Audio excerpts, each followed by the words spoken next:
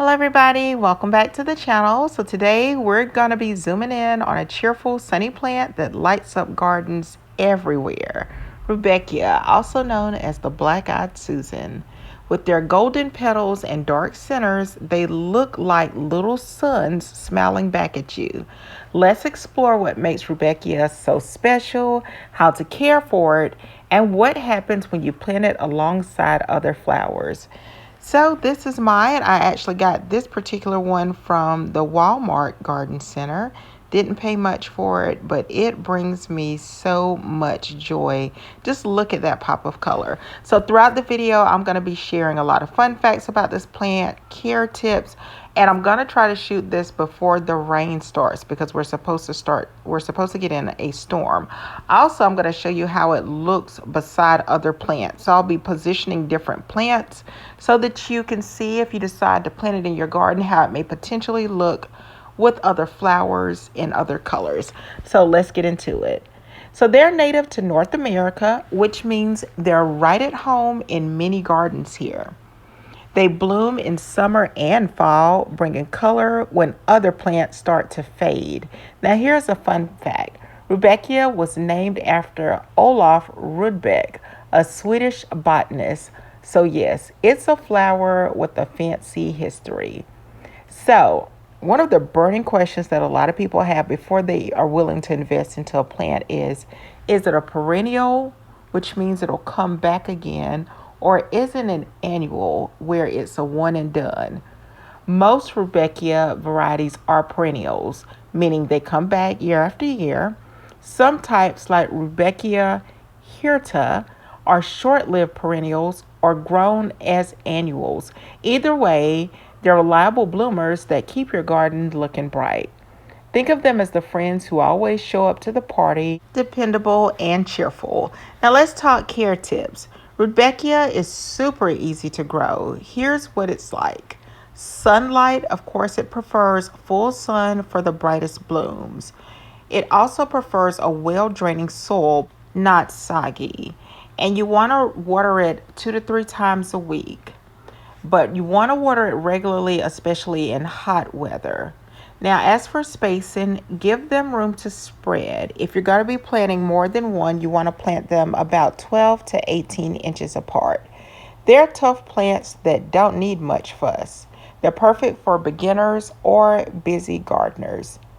Do they spread? Yes. Rudbeckia can spread by self-seeding and by underground roots. That means once you plant them, you might see more popping up nearby. Some gardeners love this because it fills in empty spaces with golden blooms. Others might need to thin them out if they get too crowded. Now, what about toxicity? This is something that you always want to know if you have pets. Good news, Rudbeckia is not toxic to humans or pets. So if your dog or cat decides to sniff or nibble, it's safe. Still, it's better to admire them versus snacking on them. Now let's talk pests and diseases. Rudbeckia is pretty hardy, but you want to watch out for the following.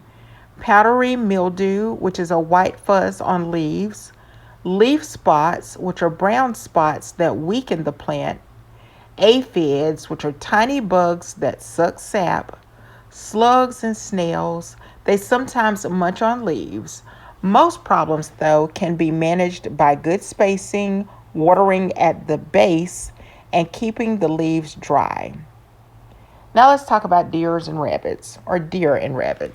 Here's some more good news. Rudbeckia is usually deer resistant and rabbit resistant. That means they're less likely to be eaten compared to other plants. Deer and rabbits might nibble if good food is scarce, but generally they leave Rudbeckia alone. And you can always get the invisible fence to spray it with if you do have that problem.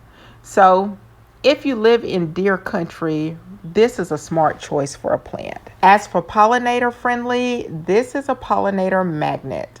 Be on the lookout for bees, butterflies, and even birds love them. The dark centers are full of nectar and pollen, making them a natural snack bar for pollinators. Planting Rudbeckia helps support the local ecosystem.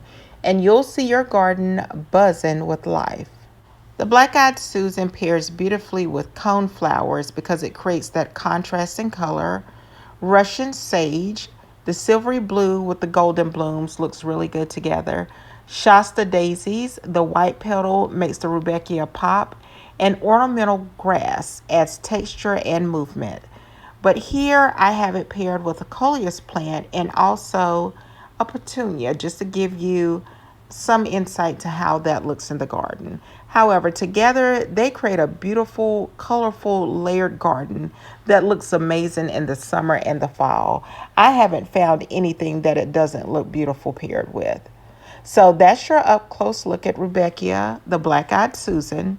It's cheerful, it's easy to grow, it's safe for pets, it's pollinator friendly and resistant to deer and rabbits.